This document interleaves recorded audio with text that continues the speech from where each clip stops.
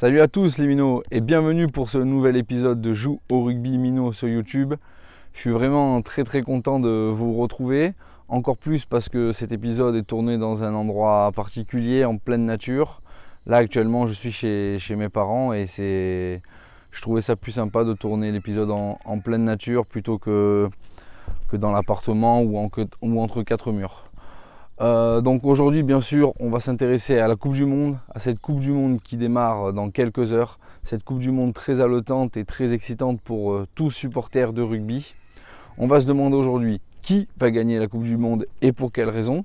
Alors, est-ce que je vois la Nouvelle-Zélande enchaîner un troisième titre consécutif ou est-ce que je me positionne plutôt vers un outsider ou une équipe, un pays à laquelle on n'avait pas forcément pensé. Donc avant toute chose, on va se concentrer sur les phases de poule avec notamment la poule A et la poule B qui devraient assez rapidement donner leur qualifié pour les quarts de finale. En poule A, on va retrouver l'Irlande, l'Écosse, la Russie, le Japon et les Samoa.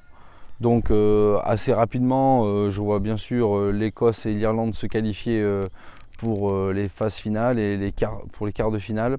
Même si le Japon en tant que pays hôte aura son mot à dire, pour autant je ne les vois pas enchaîner 4 bonnes prestations, 4 grosses prestations leur permettant d'accrocher la deuxième place car l'Irlande est vraiment le gros favori de cette poule.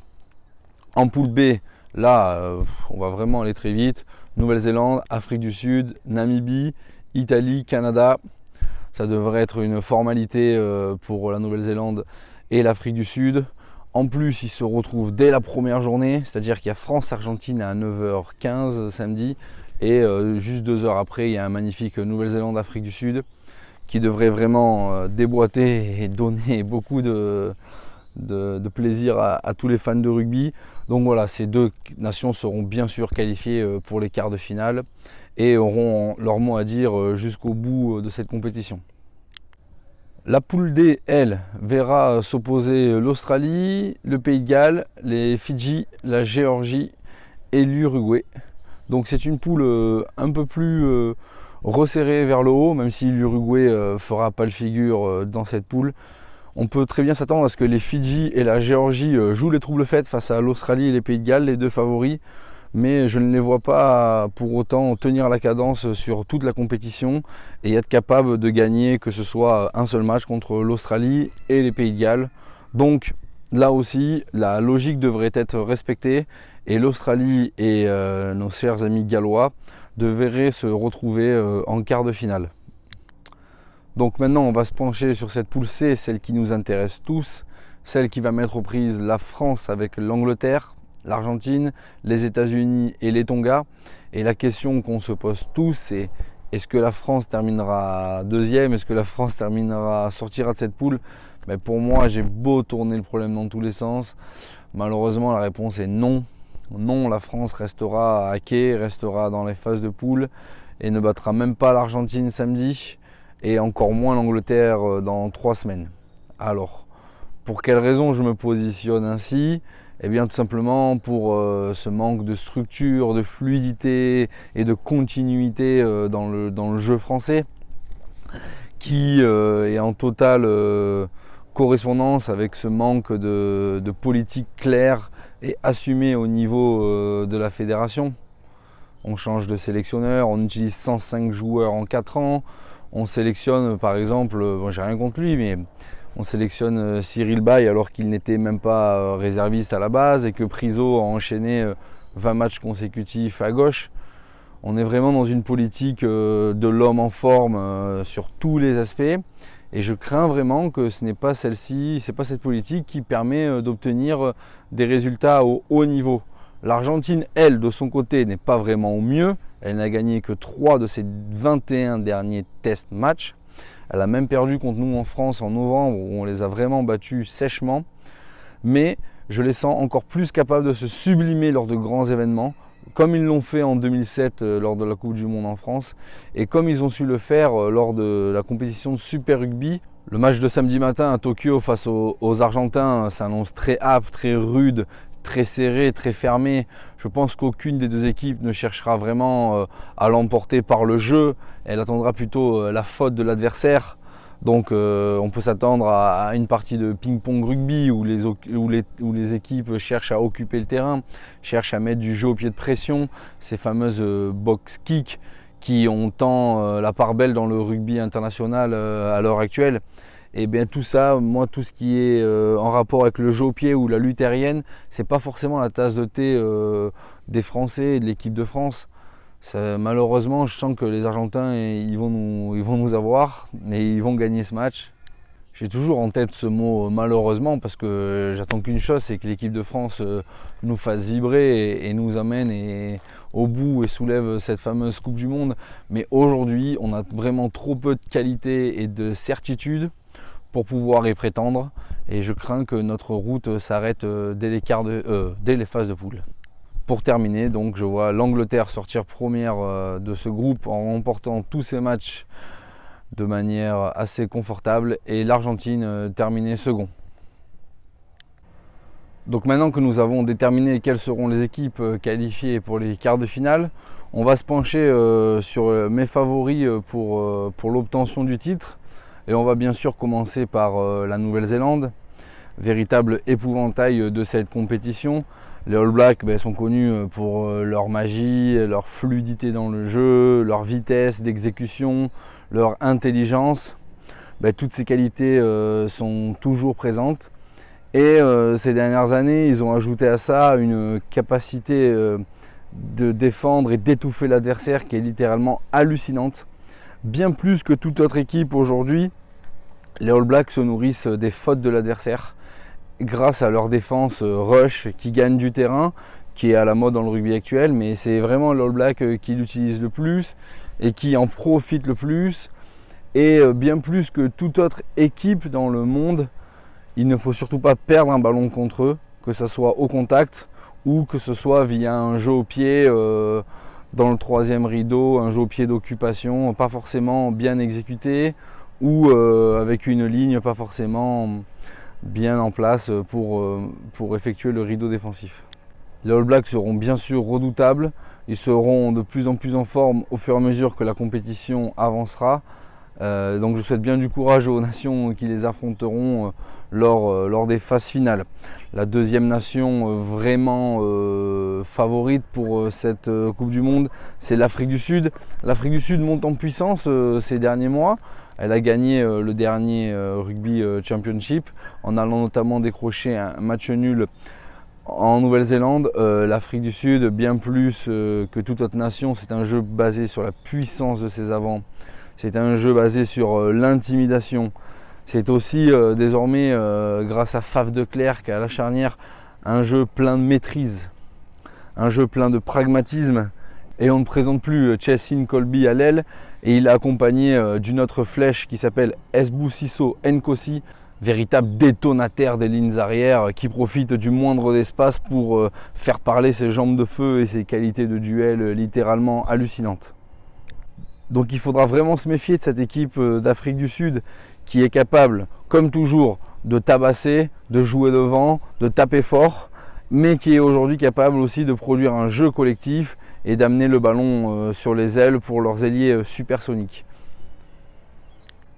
Le troisième favori pour cette Coupe du Monde est l'Angleterre. L'Angleterre, elle est connue pour être très pragmatique également. Elle marque beaucoup sur les premiers temps de jeu, que ce soit sur mêlée de manière classique, grâce à l'exploit d'un de ses joueurs, ou que ce soit via des combinaisons bien pensées et bien huilées. Ils ont marqué, je crois, l'espace de 4 essais en 4 matchs sur touche ou mêlée durant les matchs de préparation. C'est également une équipe hybride qui sait s'adapter à l'adversaire qu'il rencontre et qui sait exploiter la moindre de ses failles, comme on l'avait vécu aux Six Nations, avec un troisième rideau qui laissait à désirer. Ce jour-là, ils ont vraiment appuyé là-dessus. L'Angleterre est vraiment prête à tout pour s'imposer. Elle a un visage qui peut changer selon l'adversaire. Et c'est cet alliage de qualité qui me fait penser que l'Angleterre sera championne du monde et que ce sera le bien-aimé Owen Farrell qui soulèvera la coupe le 4 novembre prochain. Alors je sais que mon choix va en décevoir plus d'un étant donné l'amour qu'on porte à nos chers roast beef. Mais voilà, de la manière la plus objective qui soit, c'est un pays qui pour moi a toutes les qualités pour l'emporter. Un squad équilibré avec des profils complémentaires. Si Manu Tuilagi et Billy Vunipola sont en forme, ils portent vraiment toute l'équipe derrière eux. Lors des test matchs pré-Coupe du Monde, c'était plutôt le cas. Donc je les vois quand même capables de réaliser un exploit, étant donné que l'Angleterre, si elle finit premier de cette poule, comme je l'estime, elle devra battre la Nouvelle-Zélande et l'Afrique du Sud à la suite, en demi et en finale. Donc ça sera quand même une sacrée paire de manches. Malgré tout, je les vois s'imposer et je les vois être champions du monde. Alors, maintenant que j'ai planté le décor et que je me suis avancé pour l'Angleterre en tant que future championne du monde, on va s'intéresser à cette Coupe du Monde en général, car on sait que chaque Coupe du Monde influe sur le rugby des années à suivre. Il y a 4 ans par exemple, c'était le rugby de possession qui a permis à la Nouvelle-Zélande de s'imposer. On se rappelle notamment de nos manquements de l'équipe de France. On tenait peu le ballon, on tenait peu la cadence du rythme international. Et que ce soit contre l'Irlande en phase de poule ou contre la Nouvelle-Zélande en quart de finale, on avait été dominé dans l'enchaînement des tâches et des phases. Là, quel va être le style de jeu qui va permettre à une des nations de s'imposer? Est-ce que ça sera un jeu plutôt restrictif, un jeu plutôt basé sur le jeu au pied et la faute de l'adversaire? Est-ce que ça sera plutôt un jeu aéré comme il y a 4 ans? J'espère voir quand même des innovations en termes de système offensif pour contrer cette fameuse défense rush que toutes les équipes appliquent aujourd'hui dans le monde international. Est-ce qu'on va trouver d'autres solutions que le jeu au pied à suivre ou que le jeu au pied par-dessus? Il sera très intéressant de voir quels sont les systèmes échafaudés par les différents staffs du monde entier pour contrer cette défense très efficace, cette défense qui étouffe l'adversaire. Avec tout ça, on espère toujours qu'une équipe nous enthousiasme et crée une sensation lors des phases de poule. On se rappelle il y a 4 ans, l'émoi qui avait suscité la victoire des Japonais, l'énorme victoire des Japonais face aux Sud-Africains. Alors on espère qu'un petit poussé sera également présent lors de cette Coupe du Monde. Enfin, la dernière question que je me pose par rapport à cette Coupe du Monde, c'est de savoir à quel point l'arbitrage et l'arbitrage vidéo vont influer sur le cours du match et de la compétition en général. On le sait maintenant, chaque arbitre sur le pré dispose d'un véritable attirail technologique pour l'aider dans sa prise de décision. Il dispose bien sûr de l'aide de ses arbitres de touche, mais également de son arbitre vidéo présent dans la car régie. Cet arbitre-là a à sa disposition tous les écrans, tous les angles du match, et ça lui permet de voir toute suspicion de commotion cérébrale et de faire intervenir le médecin indépendant à ce moment-là pour un protocole commotion, et ça lui permet également de voir toutes les suspicions de jeu déloyal, et ça a une véritable influence sur le cours du match. Et on le sait, World Rugby est attentif à l'image que dégage notre beau sport qui est le rugby à 15, car c'est un sport en perte de vitesse et en termes de licenciés dans le monde entier. Et donc on peut s'attendre à une Coupe du Monde vraiment très propre où tout plaquage au-dessus de la ligne des tétons sera sévèrement réprimandé et où chaque collision de l'attaquant avec la tête baissée sera également réprimandée. Donc voilà, mon tour de la Coupe du Monde, ma preview de la Coupe du Monde est terminée. Je suis vraiment très excité, j'ai vraiment très hâte que ça commence et j'espère voir du beau rugby. J'espère qu'on va se régaler à passer 1 mois et demi sur notre canapé à regarder la télé et du rugby. J'espère bien sûr me tromper concernant mon pronostic de l'équipe de France. J'ai envie que l'équipe de France nous fasse rêver, j'ai envie que l'équipe de France batte l'Argentine, batte l'Angleterre et se qualifie pour les quarts de finale et aille le plus loin possible jusqu'à soulever la Coupe du Monde, bien entendu. Voilà, je reste un fan total du 15 de France et je crois malgré tout en nos bleus. Merci de m'avoir suivi, c'est vachement cool. Je vous retrouve dès la fin du match France-Argentine pour une analyse complète de ce match-là. Merci, ciao les minots, à bientôt.